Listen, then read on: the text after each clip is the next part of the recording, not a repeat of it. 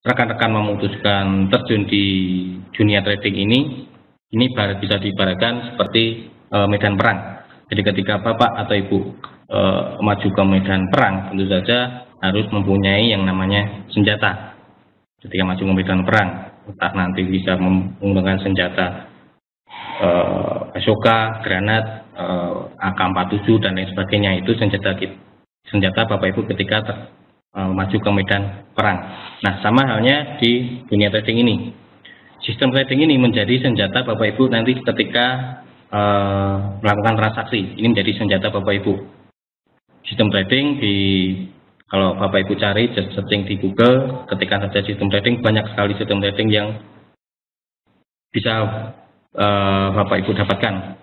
Ribuan sistem trading yang bisa kita pilih. Nah, itu seperti artinya itu senjatanya. Bapak Ibu bisa pilih senjata apa yang ingin digunakan. Nah, ketika Bapak Ibu memilih sistem trading, tentu saja kita harus memperhatikan beberapa faktor. Nah, pada kesempatan sore hari ini kita akan belajar tentang 3 faktor penting yang harus diketahui tentang sistem trading. Bagaimana cara membangun suatu sistem trading, bagaimana cara kita memilih senjata yang akan kita gunakan untuk melakukan transaksi. Untuk diketahui ketika Bapak Ibu dalam aktivitas trading yang dilakukan, jangan sekali-sekali hanya berdasarkan feeling atau menggunakan indikator feeling.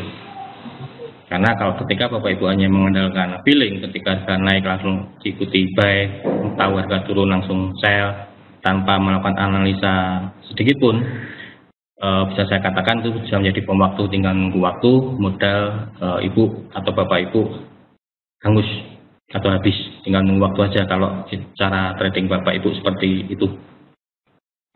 Nah, pada kesempatan kali ini kita belajar tentang 3 faktor penting dalam membangun sistem trading Anda.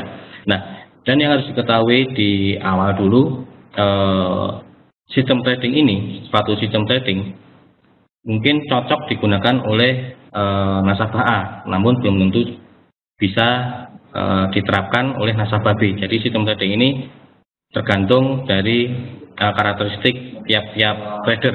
Tiap-tiap trader mempunyai karakteristik sendiri-sendiri. Ada yang trader tipe untuk long term, ada trader yang menggunakan teknik scalping, itu tentu saja berbeda. Ada misalnya contoh sistem trading yang cocok untuk scalping ketika Bapak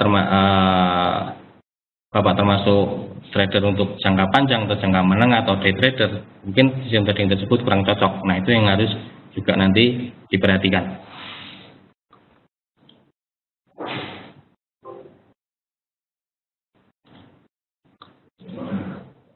Nah, pertanyaan umum ketika melakukan entry posisi, ini hal yang cukup penting ketika Bapak atau Ibu mau masuk posisi, ketika Bapak Ibu mau entry posisi. Ini beberapa pertanyaan yang umum yang harus dijawab sebelum masuk posisi. Yang utama, apa yang harus dilakukan? Bapak mau ambil buy atau ambil sell? Jangan langsung asal masuk ya. Ketika tahu harga running naik langsung buy, tahu harga turun langsung sell. Jangan langsung seperti itu. Nah, tapi pertama yang kita lakukan dulu, kita mau ambil buy atau ambil sell. Nah, kebanyakan pertanyaan yang sering disampaikan ke kami atau tim riset di fasilitas chat yang kami sediakan, banyak pertanyaan nasabah yang hanya fokus di sini, apa yang dilakukan, buy atau sell. Berhenti hanya di satu pertanyaan ini, mengabaikan 5 pertanyaan yang lain. Pertanyaan yang lain itu di mana? Pertanyaan kedua di mana? Oke, ketika kita sudah tahu jawabannya apa yang dilakukan, buy atau sell, kita sudah tahu, oh ini ada potensi harga naik, berarti kita siap-siap masuk posisi buy. Nah, dan selanjutnya lalu di mana? Di mana level kita masuk posisi buy atau level di mana kita masuk posisi sell. Lalu pertanyaan berikutnya, kapan? Ketika sudah tahu levelnya di mana, lalu pertanyaannya kapan? Kapan saat masuknya? Kapan saat kita entry market? Pertanyaan selanjutnya yang harus Bapak Ibu jawab untuk masuk posisi. Lalu di mana targetnya? Ketika sudah masuk posisi buy, ketika harga naik, kita harus juga tahu di mana targetnya. Lalu di mana level stop loss-nya atau batas kerugiannya ketika analisa kita skala. Sekali lagi, yang harus dipahami dulu, khususnya buat rekan-rekan atau bapak-bapak yang mungkin baru pertama kali ini atau termasuk baru di bidang ini, yang harus dipahami dulu bahwa trading ini bukan investasi. Trading ini murni bisnis, di mana apapun suatu bisnis pasti akan ada resikonya. Hanya di trading ini, risiko di bisnis ini atau risiko di trading ini tidak bisa dihilangkan. Yang bisa kita lakukan hanya meminimalkan risiko tersebut. Oleh karena itu kita harus tahu di mana level stop loss-nya, atau di mana level di mana kita harus tahu analisa kita salah. Karena yang bisa kita lakukan di sini selain meminimalkan risiko, kita tidak bisa memastikan harga akan naik atau akan turun. Bahkan saya sendiri pun, bahkan kami di tim riset sendiri pun tidak bisa memastikan ketika mungkin Bapak Ibu chat ini harganya mau naik atau mau turun. Itu pertanyaan yang mudah, tapi itu sangat sulit buat kami jawab karena kita tidak bisa memastikan harga mau naik atau harga mau turun. Yang bisa kita lakukan hanya menganalisa. Yang bisa kita lakukan hanya menganalisa. Analisa tentu saja bisa salah, dan satu sisi analisa juga bisa benar. Nah, ketika analisa kita benar, kita harus tahu di mana target profit kita ketika analisa kita benar. Lalu ketika analisa kita salah, kita harus tahu di mana level.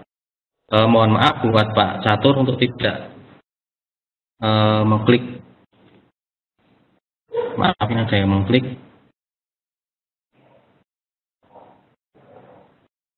Sebentar.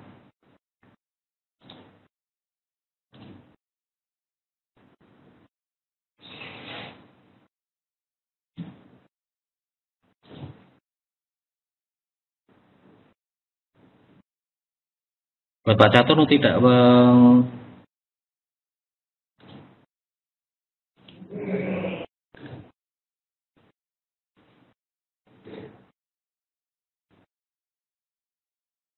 sebentar saya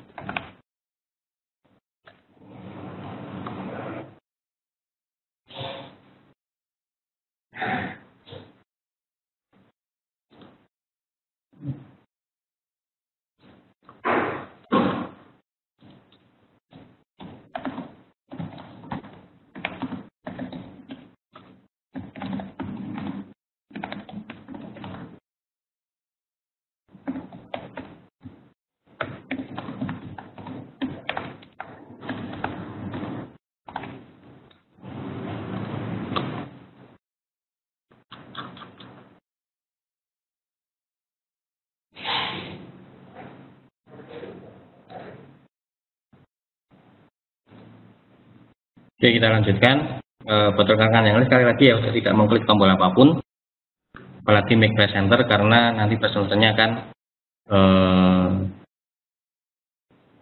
berubah. Oke, kita lanjutkan. Tadi sudah kita lanjutkan harus lakukan untuk masuk posisi buy atau sell, lalu di mana, kapan, target, dan level stop loss-nya. Sekali lagi kita lanjutkan. Yang bisa kita lakukan, video tidak kelihatan.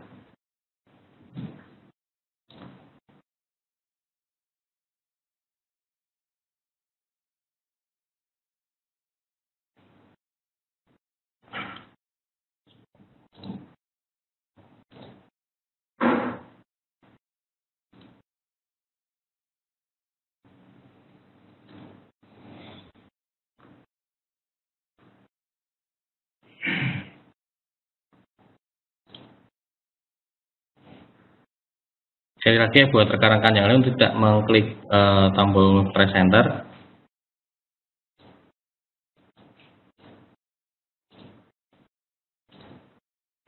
Oke, kita lanjutkan. Jadi pertanyaan terakhir, level stop. Nah, biasanya pertanyaan ke-6 ini yang seringkali diabaikan oleh banyak nasabah. Biasanya mereka hanya fokus di mana ketika chatting menggunakan fasilitas live chat yang kami sediakan. Mereka hanya fokus ini buy atau sell, lalu kapan saatnya buy atau sell, lalu di mana targetnya. Banyak nasabah yang mengabaikan di mana level stop loss-nya.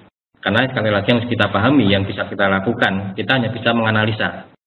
Kami atau tim riset Forex EMF tidak bisa memastikan harga mau naik atau harga mau turun.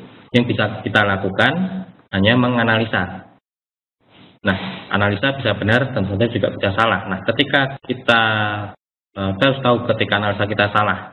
Nah, tujuannya kita mengetahui level stop loss itu. Ketika kita harus tahu di mana level analisa kita salah. Misalnya kita sudah tahu harga mau ada sinyal harga akan turun, berarti kita ambil posisi sell misalnya. Nah, ketika kita ambil posisi sell, kita harus tahu di mana analisa kita salah, itu menjadi batas level stop loss kita. Misalnya di mana resistennya, kita harus tahu di mana resistennya. Karena ketika ternyata nanti harga naik menembus resisten, itu berarti analisa kita salah. Namun, apabila kita sudah sell ternyata harga naik tapi belum tembus resisten atau belum menembus level yang kita gunakan sebagai batas analisa kita salah, Bapak Ibu tidak akan panik, Bapak Ibu tidak perlu panik. Itu tujuannya. Itu tujuan kita menetapkan target, kita menetapkan level stop loss. Kalau Bapak Ibu perhatikan, harga running kan naik turun kan, tiap detik bahkan berubah, naik turun, naik turun, naik turun. Nah, ketika Bapak Ibu sudah menentukan target, Bapak Ibu sudah menentukan batas kerugiannya atau level stop lossnya, secara psikologis atau dari sisi mental, dari sisi emosi, dari sisi psikologi itu akan lebih tenang. Ya, karena kebanyakan kasus seperti ini, misalnya Bapak Ibu memutuskan berposisi sell misalnya, namun Bapak hanya menetapkan targetnya, misalnya sell pound sterling di 1.500 misalnya, lalu TP di 1.4900, tanpa memperhatikan batas kerugiannya atau level stop lossnya di mana. Ketika harga di bawah naik 1.5010 misalnya, ketika Bapak tidak menetapkan level stop lossnya atau tidak tahu di mana ketika analisa Bapak salah, Bapak pasti akan panik. Loh, harga kok naik? Pasti akan langsung panik.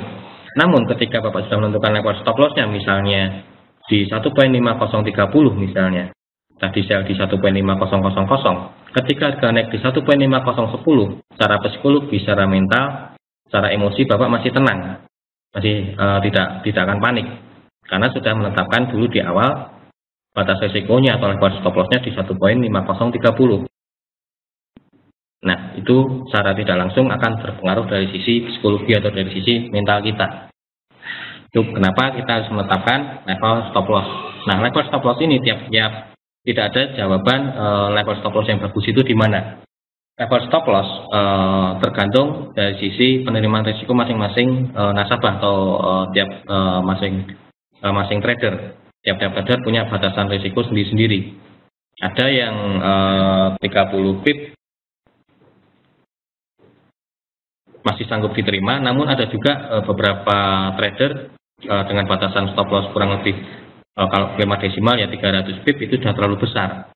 Namun ada beberapa trader yang batasan stop loss 300 pip masih sanggup diterima. Nah, untuk level stop loss ini tiap-tiap nasabah berbeda-beda. Tergantung, kembalikan lagi ke Bapak Ibu. Ketika Bapak memutuskan trading, ketika Bapak memutuskan masuk posisi, berapa sebenarnya risiko yang siap Bapak tanggung ketika analisa nanti salah. Sekali lagi kita hanya bisa melakukan analisa.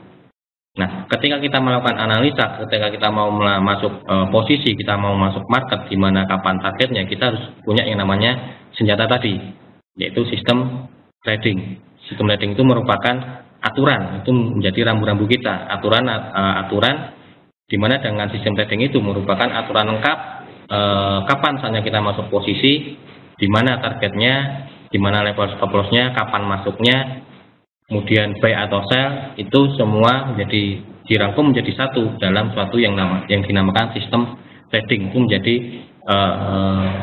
rule atau aturan yang harus Bapak Ibu lakukan tanpa boleh sedikit pun dilanggar, karena itu sudah menjadi aturan. Barannya itu seperti rambu-rambu lalu lintas. Ketika ada rambu-rambu lalu lintas, kecepatan maksimum 80, apabila Bapak Ibu nekat menggunakan kecepatan maksimum sampai memacu mobil sampai 120, tentu saja berpotensi terjadi kecelakaan misalnya. Bisa seperti itu. ketika kita melanggar rambu-rambu lalu lintas, maka resikonya ada resiko yang di depan mata siap menghampiri kita. Itu tujuannya. Itu juga ketika kita sudah menggunakan sistem trading, misalnya Bapak Ibu menemukan sistem trading, atau misalnya kalau mungkin Bapak Ibu sudah menjadi nasabah kami, kemarin sempat ikut webinar tentang Atrium, itu salah satu contoh sistem trading. Bapak Ibu harus mengikuti aturan-aturan yang sudah ditetapkan, tanpa sekali tidak boleh dilanggar sedikit pun. Itu sudah menjadi aturan baku. Misalnya kalau memang batas level stop loss-nya kena, ya udah harus segera diantisipasi. Kalau targetnya kena, ya udah itu sudah sesuai dengan aturan yang sudah kita susun. Contoh ketika kalau sistem trading yang kita bangun yaitu sistem trading Atrium, mungkin Bapak Ibu yang sudah menjadi nasabah kami sudah tahu sedikit banyak tentang sistem trading Atrium.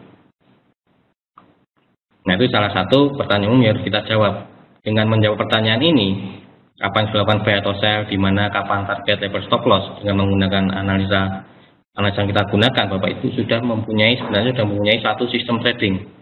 Bapak Ibu sudah mempunyai satu sistem trading. Nah, tinggal bagaimana cara membangun sistem trading tersebut, apa yang harus digunakan, itu akan kita bahas lebih lanjut pada kesempatan sore hari ini. Oke, sampai sini akan ada yang ditanyakan dulu. Ini pertanyaan terakhir lagi, berapa lot? Itu lot juga, full lotnya juga penting, karena jangan sampai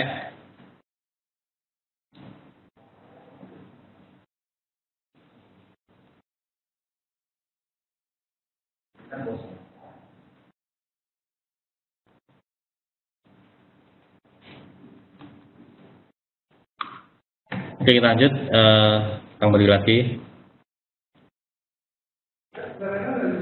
Lot ini juga ada pertanyaan yang tertinggal yang sebenarnya juga lotnya juga penting. Mungkin sederhana ya, kalau Bapak Ibu 0,1 lotnya berapa sih? Misalnya punya modal 500 atau kalau konstander taruhlah kita contoh konstander 50 juta dengan satu lot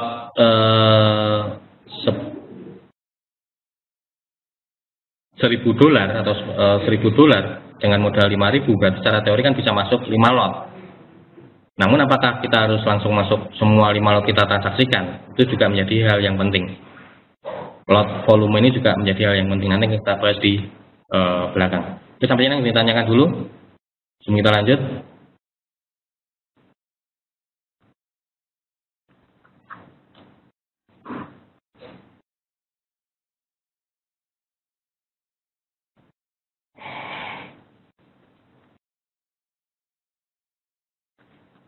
Ada pertanyaan? Bapak Catur sepertinya belum.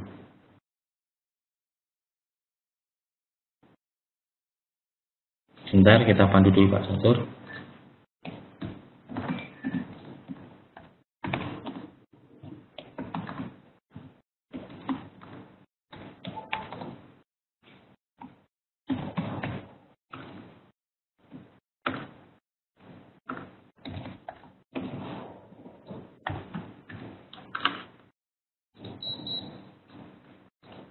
Jadi kalau kita tidak ada, kita lanjutkan. Nah, faktor penting dalam menyusun sistem trading. Menurut John Murphy, seorang pakar technical analysis, ada 3 buah faktor penting dalam pertanyaan dulu, kita jawab dulu sebelum kita lanjutkan dari Bapak Muhammad Nelsa. Pak, kalau menentukan currency bagaimana? Nah, untuk menentukan pair mana yang harus kita lakukan, sebenarnya ketika kita transaksi, banyak sekali pair yang bisa kita masuki Pak. Kita misalnya punya sistem trading, biasanya sistem trading itu akan bisa digunakan di semua pair. Kita tinggal pasangkan aja di semua pair, nanti yang ada peluangnya yang mana itu yang menghasilkan peluang yang mana, baru itu yang bisa kita masukin. Namun kalau mungkin Bapak masih bingung untuk pair yang ingin digunakan yang mana, tergantung dari Pak Muhammad Nelsa. Mungkin pada kesempatan kali ini tidak bisa saya jelaskan secara panjang lebar Pak Nelsa ya. Mungkin nanti Pak Nelsa bisa chatting setelah webinar ini, bisa melanjutkan pertanyaan Pak Nelsa di live chat kami. Silakan hubungi website kami di www.forex.imf.com. Di pojok kanan biasanya ada live chat, klik aja live chat, Bapak Ibu bisa, Pak Nelsa bisa langsung bertanya nanti lebih dalam lagi tentang cara menentukan currency, karena kalau saya jelaskan pada kesempatan sore hari ini kayaknya butuh tidak cukup waktunya Pak Nelsa. Jadi Bapak kalau khusus tentang menentukan currency, silahkan nanti Pak Nelsa bisa chat melalui fasilitas live chat kami. Demikian Pak Nelsa. Oke, kita lanjut.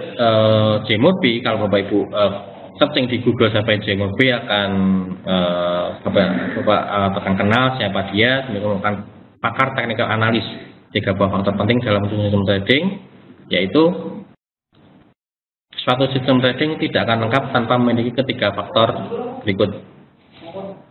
Price forecasting, ya, analisa harga. Sekali lagi, kita tidak bisa memastikan harga akan naik atau harga akan turun. Kita hanya bisa menganalisa pergerakan harga. Harga berpotensi naik atau harga berpotensi turun. Kemudian trading tactics or timing, ini lebih ke kapan saatnya kita entry market, lalu strateginya seperti apa. Kemudian money management, ketiga faktor ini yang harus kita perhatikan, yang harus Bapak perhatikan ketika membangun suatu sistem trading. Oke, pertama kita jelaskan dulu price forecasting. Price forecasting yaitu merupakan langkah pertama yang juga merupakan poin krusial dalam pembuatan sistem trading, di mana langkah menghasilkan keputusan untuk entry market. Dengan memperkirakan pergerakan harga, kita bisa tahu kira-kira kita mau masuk posisi buy atau akan masuk posisi sell. Price forecasting ini cukup penting. Poin pertama yang cukup krusial, karena ketika poin pertama ini kita tidak tahu caranya bagaimana kita menganalisa harga, seperti tadi yang di awal sempat saya bilang, kita hanya mengandalkan feeling, oh ini sepertinya harga akan naik, oh ini sepertinya harga akan turun, bisa dipastikan trading Bapak akan gagal. Bisa dipastikan trading Bapak akan gagal. Nah, ini yang penting, price forecasting, memperkirakan kemana harga bergerak. Nah, untuk memperkirakan kemana harga yang bergerak, kita secara umum ada 2 analisa yang bisa kita gunakan, yaitu analisa teknikal dan analisa fundamental.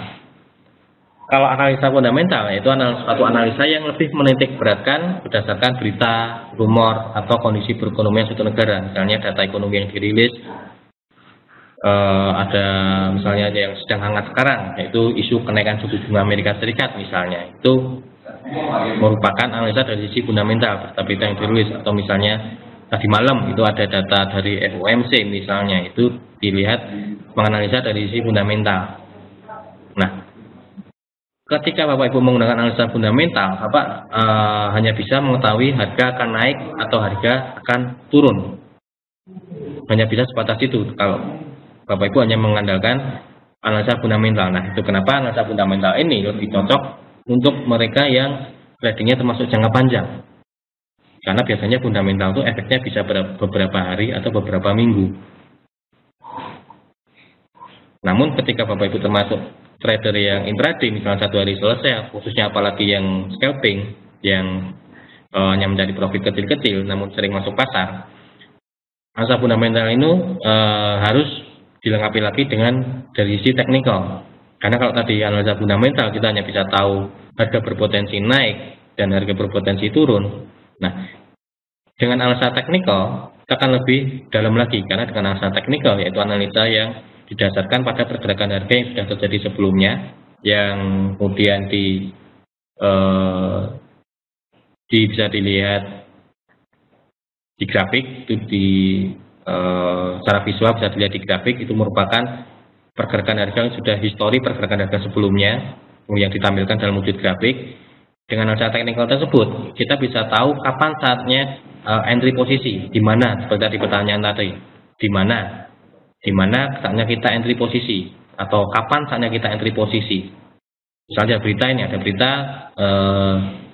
The Fed menaikkan suku bunganya. Berarti kita, kalau Bapak Ibu transaksi pound sterling misalnya, atau euro atau Aussie, maka pound sterling, euro, Aussie, ketika ada data The Fed menaikkan suku bunganya, otomatis akan melemah. Pound sterling, euro, Aussie akan melemah. Nah, Ketika pound sterling euro Aussie akan melemah, kita tahu, oh ini harga akan turun. Kalau Bapak Ibu termasuk trader jangka panjang nggak masalah, langsung sell nggak masalah. Misalnya sell untuk jangka panjang yang karena bisa seperti itu, hanya akan beberapa hari atau beberapa minggu. Namun apabila Bapak Ibu masuk ke tipe trader intraday atau daily trader atau scalping, untuk masuk posisi kapan saatnya sell, kita sudah tahu, oh ini the Fed menaikkan suku bunga, pound sterling, euro, Aussie misalnya seperti itu harga akan turun. Berarti saya harus sell. Nah, kapan saatnya kita sell, di mana saatnya kita sell, bisa kita gunakan, kita bantu dengan analisa teknikal. Sekali lagi, kalau fundamental kita hanya bisa tahu kemana harga bergerak, akan naik atau akan turun. Dengan analisa teknikal, kita bisa tahu kapan saatnya kita entry, di mana targetnya, di mana stop loss-nya, atau di mana batas kerugiannya ketika analisa kita salah. Itu analisa teknikal. Kalau analisa fundamental, dengan kalau Bapak Ibu hanya mengandalkan analisa fundamental, Bapak tidak bisa tahu di mana batas kerugiannya, di mana level stop loss-nya, di mana targetnya. Dengan analisa fundamental kita tidak bisa mengetahui level-level tersebut. Namun ketika menggunakan analisa teknikal, Bapak Ibu bisa tahu kapan saatnya entry, di mana level yang bagus untuk entry, di mana targetnya, ataupun di mana batas kerugiannya atau stop loss-nya. Dengan analisa teknikal kita bisa tahu sampai sedetail itu.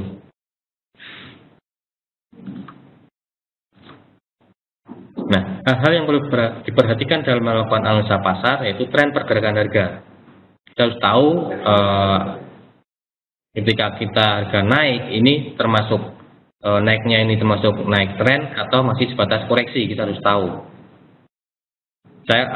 Kalau Bapak Ibu cari artikel di forex.imf.com ada artikel yang cara membedakan apakah pergerakan harga ini masih dalam tren atau baru sebatas koreksi.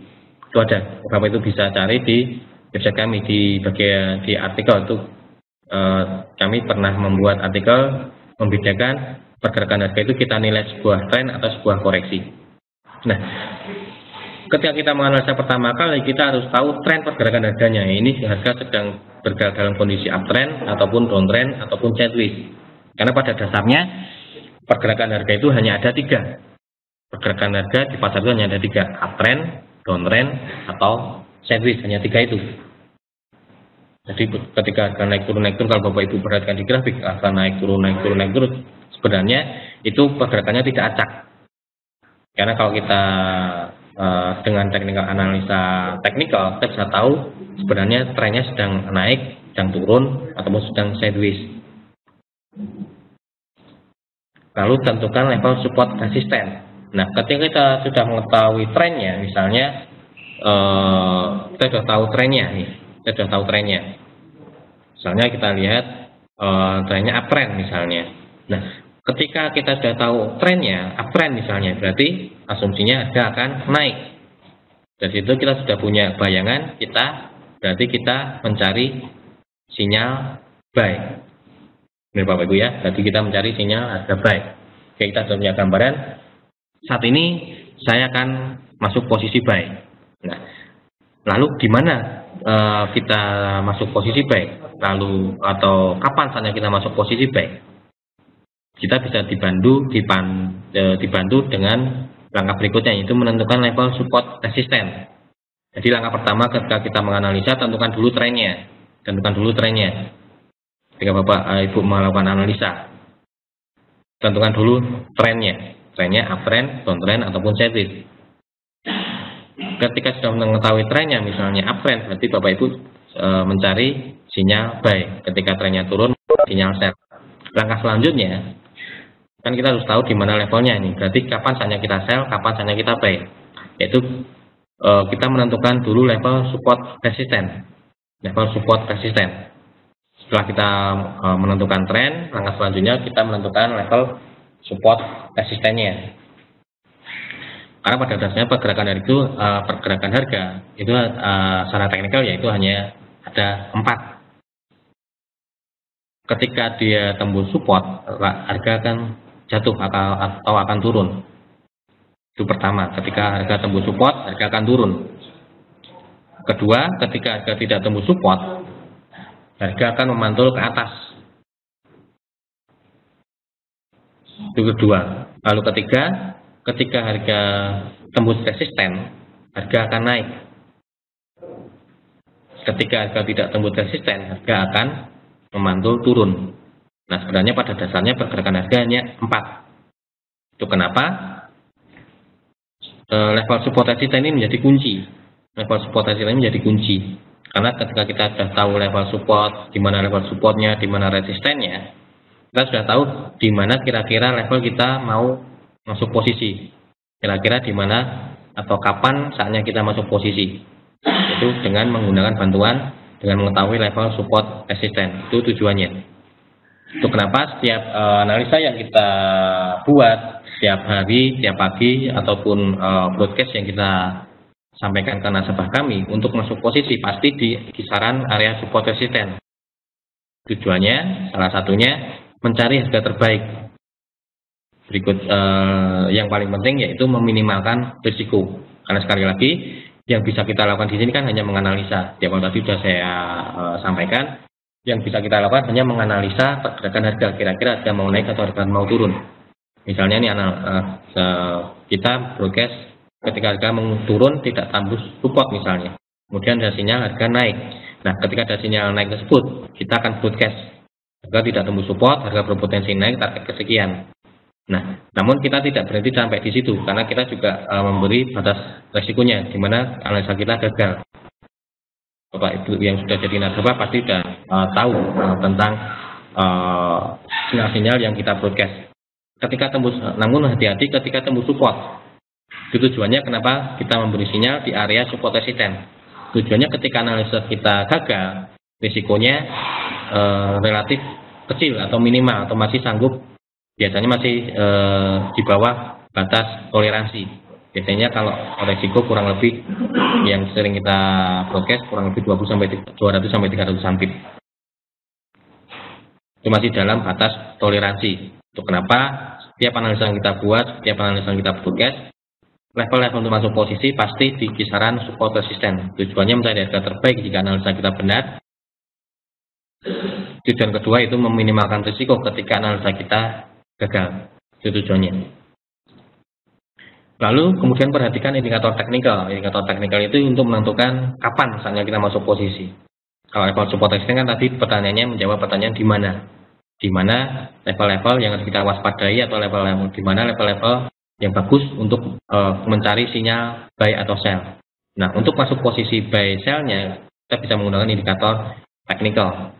Mungkin Bapak Ibu ada yang pengalaman menggunakan Bollinger Band, bisa digunakan Bollinger Band. Menggunakan moving average, bisa digunakan moving average.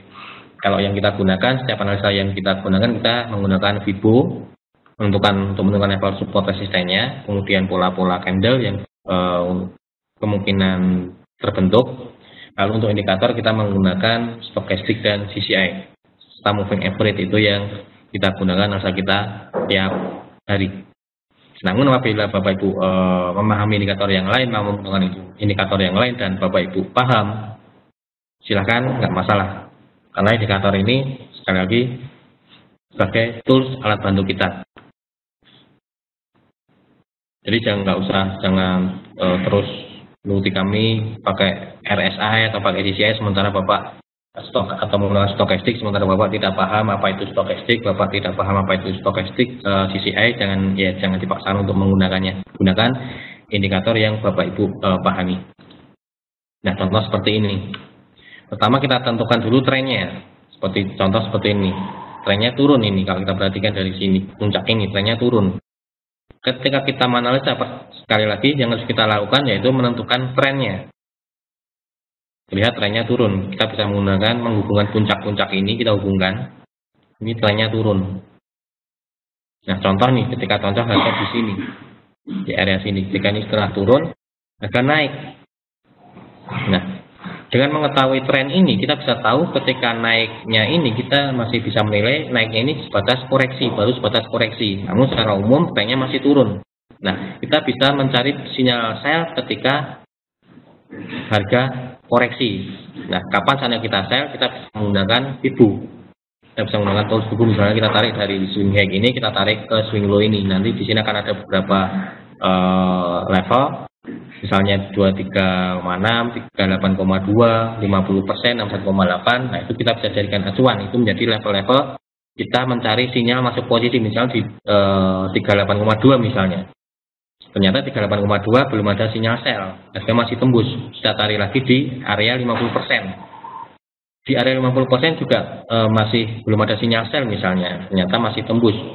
Kita lihat di 61,8%, misalnya di area sini 61,8%. Oh, ternyata di area 61,8% ini ada sinyal sell. Misalnya kalau dari pola candle ini harga mendekati garis trendline tidak berhasil tertembus, berarti ada potensi harga akan kembali turun. Kemudian di sini kalau kita perhatikan pola ini, kalau Bapak Ibu sudah belajar tentang pola candle, ini ada pola bearish engulfing. Oke, ini ada sinyal harga akan turun. Terlihat stokastik juga berada di area overbought, sudah menengok ke bawah. Demikian juga dengan CCI. Sudah menengok ke bawah, berarti di sini kita confirm sell. Di sini kita confirm sell. Di area sini kita sell. Dengan asumsi seperti tadi. Pertama, tidak berhasil menembus trendline karena trennya masih ke bawah. Nah, lalu di mana batas resiko kita? Biasanya ketika kita analisa, yang kita pakai jika tembus, pertama jika tembus trendline ini tembus. Itu pertama jika trendline ini tembus. Jika Bapak Ibu mencari sinyal masuk posisi ketika harga di area trendline seperti ini ya, berarti batas resikonya jika trendline ini tembus. Atau jika Bapak menggunakan tools Fibonacci sebagai batas resikonya, yaitu jika tembus level 61,8%. Karena secara teori, kalau dari Fibo ketika harga tembus 61,8% itu berarti sinyal harga akan reversal. Berarti kalaupun naik, itu naiknya sudah bukan naik koreksi lagi, tapi sudah berpotensi reversal atau berbalik arah jika tembus 61,8%. Oke, saya ada pertanyaan. Oke, ini dari Pak Fuad, masih bingung Mas soal nentuin TP dan stop loss. Saya sudah gunakan indikator ATR, tapi kalau saya pakai patokan ATR tidak masuk dalam perhitungan trading plan saya. Baik, kalau menurut Pak Fuad menggunakan ATR sebagai menentukan stop loss-nya belum masuk sebagai perhitungan trading plan, ya jangan dipaksakan Pak. Mungkin Bapak bisa menggunakan cara yang lain. Kalau kalau saya pribadi itu tadi Pak, pertama untuk menentukan stop loss-nya, pertama Bapak Ibu masuk di area level support resistance. Jadi seperti ini contoh di grafik, kita lihat grafik yang perjalanan SE sebagai contoh. Misalnya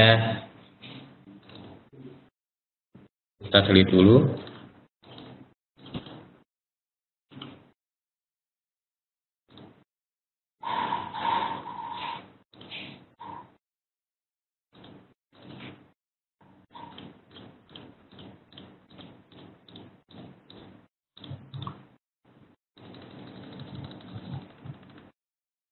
Oke, kita sudah punya gambaran seperti ini misalnya euro. Contoh euro di 4 jam. Nah, ketika euro di 4 jam seperti ini, kita lihat trennya uptrend atau downtrend misalnya. Sekilas kita lihat trennya downtrend. Betul ya, kita lihat contoh seperti ini. Kita tarik dari trendnya seperti ini. Oh, trennya downtrend. Trennya masih turun. Nah, lalu ketika kita sudah tahu trennya turun, berarti kan kita mencari sinyal sell. Nah, kapan saatnya kita sell? Saatnya kita sell, misalkan contoh nih swing hangnya di sini, kita tarik ke bawah. Nah, di sini. Nah, berarti kita sudah punya asumsi seperti ini. Berarti kalau di area sini sell boleh nggak? Sebenarnya kita Bapak Ibu mau sell dimanapun bisa, mau buy mau sell dimanapun bisa, namun kurang tepat atau kurang jelas karena harga masih di tengah-tengah. Harga masih di tengah-tengah. Nah, kapan saatnya kita sell? Pertama, tentu saja jika tembus support, kita di pergerakan harga itu ada 4 sebenarnya. Tembus support dia akan turun, tidak tembus support dia akan berbalik naik, tembus resisten dia akan naik ke atas, tidak tembus resisten dia akan mantul ke bawah. Karena trennya turun, berarti kita tunggu tembus support. Jadi kita tunggu tembus support, baru nanti kita bisa sinyal sell. Atau jika nanti ini naik, kita tunggu di area, biasanya area referensi itu di area sini, kalau kita menggunakan Fibo ya, sampai 61,8. Nah, di area sini. Contoh seperti ini.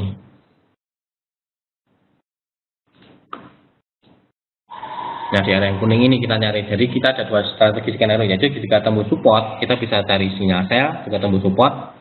Lalu jika nanti ini naik, kita cari sinyal sell di area yang berwarna kuning ini ketika koreksi masuk area referensi. di 38,2 sampai 61,8. Kenapa saya batasi 61,8? Karena secara teori jika tembus 61,8 naiknya ini sudah bukan koreksi lagi, namun berpotensi reversal atau berbalik arah, apalagi jika nanti tembus trendline ini. Nah, untuk menentukan TP stop loss seperti Pak Fuad tadi ya, untuk masuk posisi untuk meminimalkan risiko. Sekali lagi kita hanya bisa meminimalkan risiko, cari sinyal sell di area sini, tunggu masuk area referensi ini. Stop lossnya jika tembus trendline atau 61,8% ini. Itu stop loss kita Pak. Seperti itu, menentukan stop lossnya. Untuk menentukan TP ikuti aja stop lossnya. Jadi yang pertama jangan tentukan targetnya dulu. Tentukan dulu stop lossnya berapa, lalu gunakan perbandingan 1:1. Jika misalnya di sini ada sinyal sell, kemudian setelah dihitung dengan level misalnya resistennya di 1.1190 misalnya, kemudian di 1170 ada sinyal sell, itu berarti risikonya kurang lebih 200 pip. Nah, Bapak ukur dengan risiko 200 pip tersebut, Bapak siap tanggung nggak? Jika sekiranya siap ditanggung dengan risiko 200 pip, ya udah sell, silakan masuk posisi. Namun ada juga sebagian nasabah mungkin yang dengan stop loss 200 pip itu terlalu besar. Kalau memang dinilai stop lossnya terlalu besar, jangan dipaksakan masuk posisi. Jangan dipaksakan masuk posisi. Jadi seperti itu trading. Meskipun kita broadcast, kita kan sering broadcast sinyal. Di sini ada sinyal sell, potensi harga akan berbalik turun. Namun daya bila resisten tersebut tertembus, itu jangan langsung diikuti sell. Jangan langsung ikut masuk sell. Namun perhatikan batas kerugiannya sanggup nggak diterima. Jika sanggup diterima, oke, kejar masuk sell. Namun jika sekiranya terlalu besar, jangan dipaksakan masuk posisi. Demikian Pak Fuad untuk menentukan stop loss dan TP-nya. Untuk menentukan TP, biasanya ikuti aja stop loss-nya. Jadi tentukan pertama stop loss-nya dulu. Taruh jika stop loss-nya 300 pip, berarti TP minimal juga harus sama 300 pip. Minimal harus sama. Demikian Pak, cara risk and reward. Kemudian dari Pak Raden, bagaimana kalau kita memakai teknik swing trading? Kalau teknik swing trading bisa juga digunakan. Jadi untuk tipe-tipe trading banyak sekali ya, tergantung dari Pak Rizal ini pakai trading mau seperti apa, mau scalping, swing trading atau intraday, terserah bebas Pak. Bisa digunakan.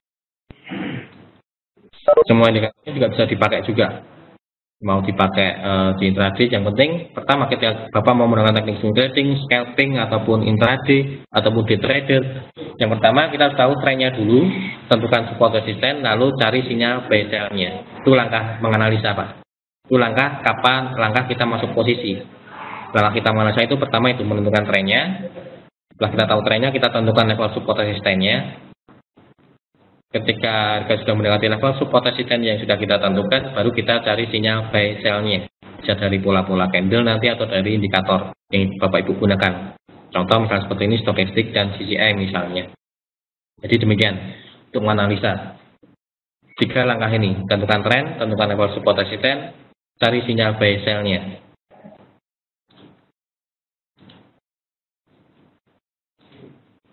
Lalu langkah kedua dalam menyusun sistem trading yaitu taktik atau waktu yang merupakan jawaban yang spesifik mengenai entry dan exit point-nya. Jadi seperti tadi. Tadi sudah sempat saya singgung kapan saatnya entry bisa dari pola-pola candle yang terbentuk. Misalnya ada pola bearish engulfing atau ada setelah naik tidak tembus garis trendline, ada pola bearish engulfing misalnya, atau ada pola doji atau ada pola double top, atau juga kalau dari indikator dari stokastiknya di area overbought, CCI juga di area overbought confirm sudah menekuk ke bawah, itu bisa digunakan sebagai level entry atau kapan saatnya kita masuk posisi. Kemudian exit point-nya ya jika tembus support resisten atau tembus trendline, atau misalnya menggunakan Bapak Ibu ada double top, Bapak masuk posisi ada pola double top terbentuk, ini berarti harga akan turun, Bapak bisa masuk posisi sell misalnya. Nah, batas risikonya jika tembus double top tersebut tentu saja, karena jika resisten di double top tersebut tertembus, berarti pola double top tersebut tidak jadi terbentuk atau gagal, menjadi exit point kita atau menjadi batas kerugian kita. Waktu juga merupakan salah satu hal yang krusial, dan perhatikan juga leverage yang tinggi tidak menyediakan banyak kesempatan. Jadi waktu itu juga krusial Bapak Ibu jika main mata uang pound sterling, mata uang euro, mengamati dari pagi buang waktu aja, karena biasanya pound sterling, euro, sesi Asia kurang begitu banyak pergerakan, market akan cenderung sideways. Market jika Bapak Ibu trading di currency pound sterling, euro, akan lebih baik mulai mengamatinya siang hari ketika sesi Eropa mau buka kurang lebih antara jam 1 sampai jam 2. Market biasanya akan mulai goyang, volatilitasnya mulai meningkat atau mulai naik. Tapi kalau Bapak Ibu tradingnya di mata uang pound sterling, euro, amati dari pagi, hanya akan buang-buang waktu aja karena market akan cenderung relatif sideways. Kalaupun ada sinyal, hati-hati karena market akan cenderung sideways ya. Kalaupun tembus resisten nggak akan larinya nggak akan banyak, ataupun kalau tembus support turunnya nggak akan banyak karena sesi Eropa atau pasar Eropa belum buka. Itu waktu yang juga harus diperhatikan juga. Nah, jadi seorang trader fundamental, jika Bapak Ibu selama ini hanya mengandalkan data-data fundamental, misalnya ada data menunggu masuk posisi ketika ada data dirilis, untuk memperkecil faktor kesalahannya tetap harus menggunakan tools teknikal. Jadi alangkah lebih baik jika menggabungkan antara teknikal dan fundamental. Karena tidak ada jawaban mana yang lebih bagus antara fundamental atau teknikal, nggak ada jawaban mana yang lebih bagus. Karena semua masing-masing punya kelebihan dan kekurangan, masing-masing saling melengkapi. Fundamental menutupi kekurangan dari teknikal, teknikal menutupi kekurangan dari fundamental. Jadi tidak bisa. Kalau sering ada pertanyaan, Pak, lebih bagus keuntungan fundamental atau teknikal? Tidak ada jawaban yang mana yang lebih bagus karena masing-masing saling melengkapi dengan semua kelebihan dan kekurangannya masing-masing.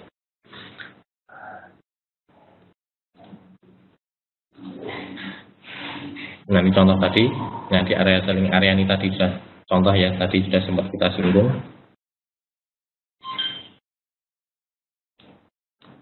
Oke, sampai sini pertanyaan dulu. Oke, makasih dari Pak Wayan. Pak, dalam trading berapa leverage yang baik seharusnya digunakan? Untuk leverage biasanya kalau digunakan broker lokal biasanya akan sama Pak 1/100. Itu tergantung kebijakan masing-masing broker untuk leverage. Namun hati-hati ketika Bapak trading di broker dengan menggunakan leverage yang besar, misalnya sampai 1/500, itu leverage itu seperti sisi mata uang Pak. Satu sisi bisa menguntungkan, namun hati-hati di sisi lain juga bisa merugikan. Merugikannya gimana? Kalau Bapak menggunakan leverage 1/500, itu akan keuntungannya ya, modal Bapak akan terasa untuk nahan itu akan lebih besar dari sisi modal. Namun apabila sampai kena margin call atau auto cut, sisa modal Bapak akan habis.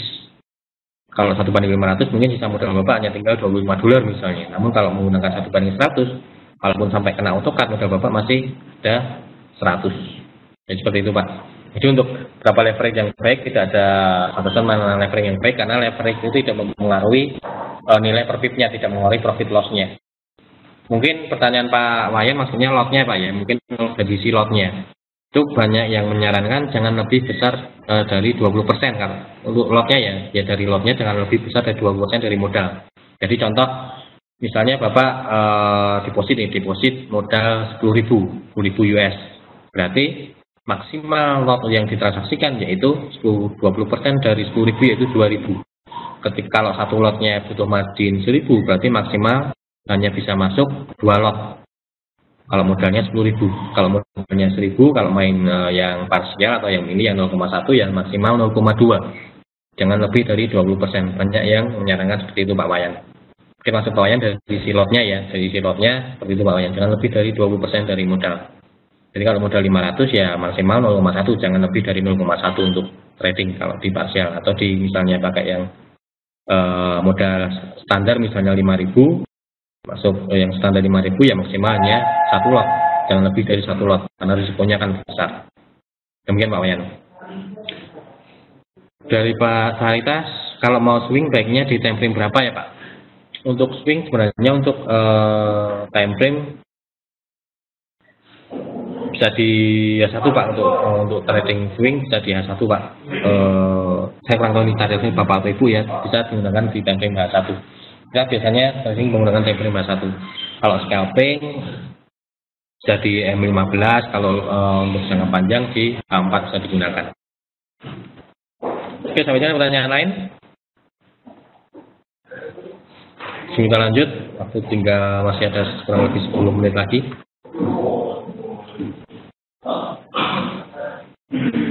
Oke, Oke, sebelum kita lanjut, saya ada sedikit informasi khususnya buat bapak-bapak yang mungkin baru pertama kali mengikuti webinar kita sore hari ini. Seperti tadi sudah saya sampaikan di awal, komitmen kami untuk selalu memberikan edukasi atau pemahaman yang benar tentang bisnis ini atau tentang dunia trading. Kita tidak ingin membiarkan nasabah kami seperti maju sendirian.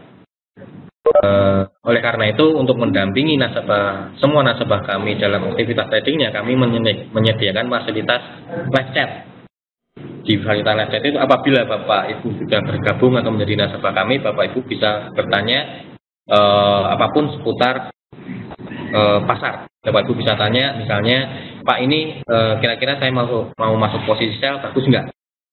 Kira-kira peluang yang bagus untuk pound sterling saat ini apa? Buy atau sell? Kira-kira pound sterling mau kemana? Naik atau turun? Lalu di mana? Lalu kapan kalau turun? Kapan saatnya sell? Di mana batas risikonya? Di mana targetnya? Ketika Bapak Ibu menjadi nasabah kami bisa bertanya seperti itu. Bisa bertanya tentang peluang-peluang yang ada di market. Nah, kami juga ada fasilitas chat. Jika Bapak Ibu tidak punya waktu untuk membuka laptop, mungkin sedang bepergian, kami ada fasilitas chat lainnya yang kami sediakan buat nasabah kami dengan menggunakan layanan WhatsApp. Jadi ketika Bapak Ibu di perjalanan tidak bisa membuka laptop, hanya bisa membuka HP atau smartphone, Bapak Ibu tetap bisa memantau harga, tetap bisa bertanya ke kami mengenai peluang-peluang yang ada di market, atau bisa tetap mendapatkan forecast yang kami sebarkan melalui fasilitas WhatsApp.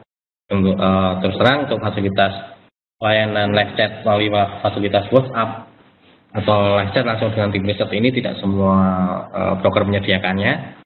Jadi salah satu wujud komitmen kami, karena seperti tadi di awal, kita tidak akan membiarkan nasabah kami trading sendirian, khususnya bagi mereka yang masih termasuk baru ya, masih perlu pendampingan. Kami menyediakan layanan fasilitas live chat tersebut.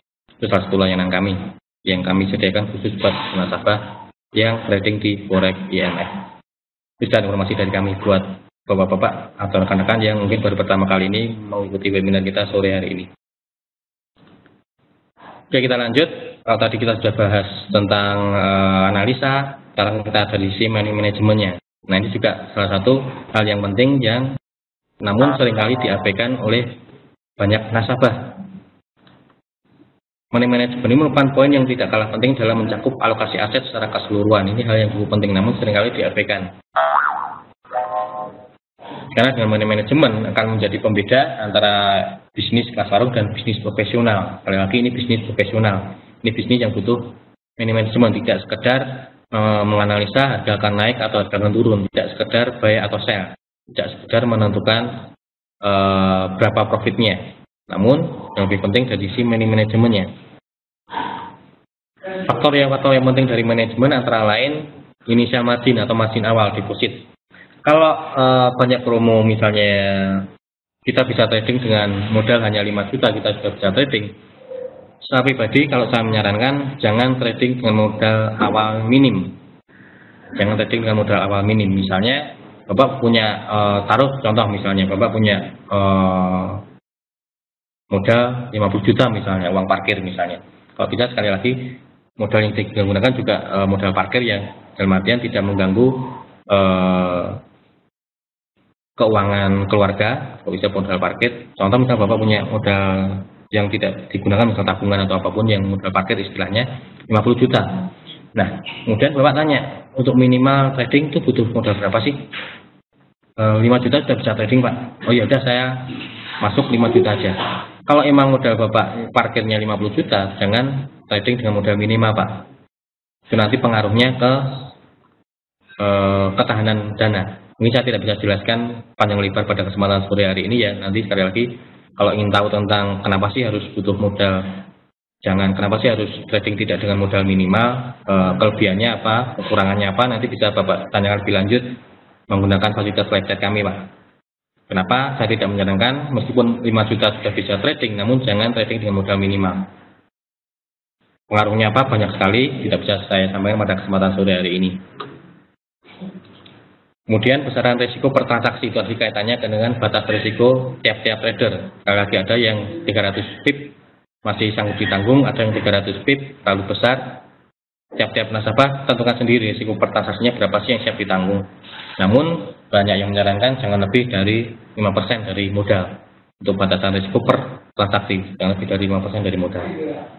Tujuannya apa? Kenapa kita batasi risiko 5%? Bagi Bapak Ibu bisa melakukan live chat, fasilitas live chat untuk tanya lebih lanjut tentang money management, karena waktu kalau kita bahas pada kesempatan sore hari ini masih butuh waktu 2 jam lagi, mungkin belum selesai kalau hanya membahas tentang money management. Ini kita hanya memberikan garis besarnya saja, faktor-faktor penting dari si manajemen. Kemudian maksimum drawdown, risiko maksimum berarti hampir sama dengan risiko per transaksi. Kalau maksimum drawdown ini sistem trading tersebut sempat drawdown sampai berapa sih? Misalnya 1 kali trading profit, 2 kali loss, 3 kali loss, trading yang ketiga masih loss. Nah, selama 3 kali loss tersebut berturut-turut tersebut minusnya sampai berapa? Berapa persen misalnya, sampai 50% kah, 60% kah, atau 20% kah dari modal ketika mengalami drawdown atau loss berturut-turut, itu juga diperhatikan juga. Kemudian risk to reward ratio, nah perbandingan stop loss dan targetnya juga harus diperhatikan juga. Risk to reward ratio ini minimal gunakan risk and reward ratio 1:1, jangan stop lossnya 2, TP-nya 1, atau bahkan kasarannya jangan risikonya sampai 5, rewardnya hanya 1. Itu juga seperti bom waktu. Suatu saat ketika Bapak kalau menggunakan risk and reward 1:5 misalnya, rewardnya 1, risikonya 5, sekali trading dari 5 kali trading mungkin Bapak profit. Namun karena risikonya sampai 5 kali, trading ke-6 mengalami loss, profit yang sudah Bapak peroleh dari 5 kali di awal tadi akan habis hanya karena loss sekali. Nah, itu yang penting, kenapa risk and to reward ratio ini juga penting. Karena jangan sampai profit yang sudah kita kumpulkan habis hanya dari 1 kali transaksi. Itu biasanya kalau seperti itu, biasanya kalau ada nasabah yang mengalami seperti itu, mungkin Bapak-Bapak di sini juga pernah mengalami pengalaman seperti itu. Saya sudah profit dikit-dikit, saya kumpulin target 100 pip, saya ambil 1 pip, saya ambil 1 pip, saya ambil profit, tapi habis hanya dari 1-2 kali transaksi profit yang sudah didapat tadi. Itu karena risk to reward ratio-nya yang kurang tepat. Seperti tadi, minimal gunakan risk and reward 1:1. Oke, kesimpulan kita pada kesempatan sore hari ini, beberapa tadi ada pertanyaan, itu harus menjadi yang harus Bapak Ibu jawab. Itu akan menjadi suatu sistem trading kita. Kapan, dimana, apa yang kita lakukan, buy atau sell, di mana kita buy misalnya, atau di mana kita sell. Lalu kapan saja kita buy, kapan saja kita sell. Lalu di mana targetnya, di mana stop loss-nya, lalu berapa lot-nya. Nah, setelah kita bisa menjawab, untuk menjawab pertanyaan tersebut, nanti kita sudah bisa menggunakan beberapa analisa, yaitu dengan memperkirakan pergerakan harga. Pertama, kita tentukan dulu trennya, kita tentukan support resistennya, lalu kita tentukan untuk entry marketnya. Tadi sudah saya sempat ulas di awal tadi. Kemudian timing, menjawab mengenai kapan waktu yang tepat dalam melakukan entry. Misalnya kalau kita menggunakan teknik breakout, ya tunggu ketika tembus resisten, atau tunggu tembus support, misalnya seperti itu. Contoh misalnya seperti ini. Misalnya seperti ini. Kita sudah punya analisa euro trennya turun. Kalau Bapak Ibu termasuk menggunakan teknik breakout, jadi tunggu support ini tembus. Tunggu support ini tembus, baru bisa ambil posisi sell. Atau kalau menggunakan teknik bouncing, atau teknik bouncing itu ya tunggu ini koreksi dulu ke atas. Tunggu ini koreksi dulu ke atas, tidak tembus resisten, dia akan memantul ke bawah. Nah, saat memantul ke bawah ini resisten tidak tembus, di saat inilah kita cari sinyal sell. Nanti bisa dari stokastik ini, dari sisi E, di area overbook, atau mungkin nanti ada pola-pola candle yang terbentuk, seperti itu.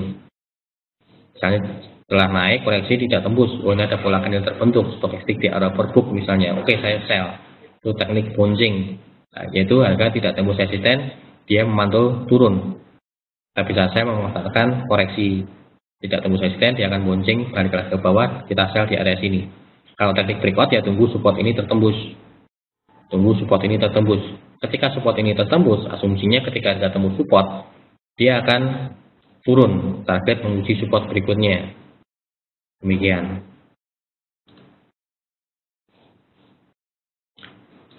Lalu yang berikutnya, kesimpulan terakhir, manajemen juga penting, yaitu menjawab berapa banyak alokasi dana yang dibutuhkan, berapa modal yang harus dibutuhkan, berapa besar risiko yang siap diterima, kemudian berapa potensi keuntungan yang akan kita peroleh. Nah, kelebihan di trading itu kita bisa mengetahui risiko kita di awal, kita bisa menentukan risiko kita di awal, kita bisa menentukan target kita di awal.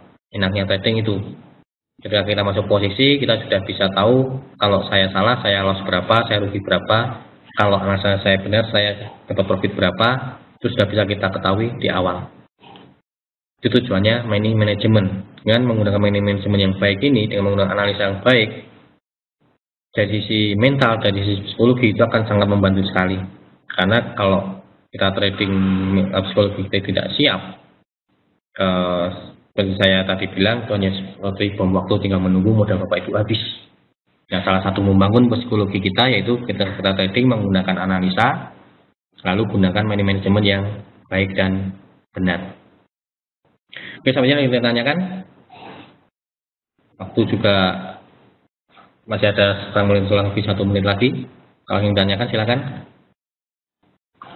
Oke, dari Pak Catur atau trading itu bagusnya per jam, harian atau mingguan, Pak? Tidak ada mana yang lebih bagus, Pak, mau per jam, mau harian ataupun mingguan. Tergantung dari tipe trader yang Pak Catur gunakan. Bapak mau main long term, kalau mau main long term ya menggunakan harian, candle harian ataupun mingguan. Tapi jika Pak Catur hanya untuk intraday, 1 hari selesai, bagusnya ya per jam. Namun bandingkan juga waktu yang Pak Catur gunakan. Kalau luangnya tidak punya banyak waktu luang, ya gunakan aja, termasuk gunakan yang jangka menengah atau jangka panjang. Kita menggunakan yang amati grafik dengan time frame 4 jam ataupun daily. Seperti itu Pak Catur. Jadi tidak ada mana yang lebih bagus mau per jam, harian atau mingguan, karena masing-masing punya kelebihan dan kekurangan sendiri-sendiri. Demikian juga dengan waktu yang Bapak Catur punyai. Kalau memang punya banyak waktu luang ya bisa main per jam, seperti itu bisa Pak. Oke, sampai sini yang kita tanyakan. Sebelum kita akhiri acara webinar kita sore hari ini, karena waktu sudah melewati jam 4:30 sore waktu Indonesia Barat. Oke, kalau tidak ada pertanyaan atau mungkin nanti ada pertanyaan yang ingin ditanyakan lebih lanjut, setelah webinar ini baru muncul pertanyaan, oh tadi saya lupa mau bertanya, silakan gunakan layanan fasilitas live chat kami. Silakan tanyakan di situ dan lebih dalam lagi apa yang ditanyakan dengan waktu yang lebih banyak, langsung dengan tim kami. Mungkin itu yang bisa saya sampaikan pada kesempatan sore hari ini. Semoga apa yang saya sampaikan bisa menambah pengetahuan dan rekan-rekan tentang dunia trading. Selamat sore, sampai jumpa, terima kasih dan salam profit.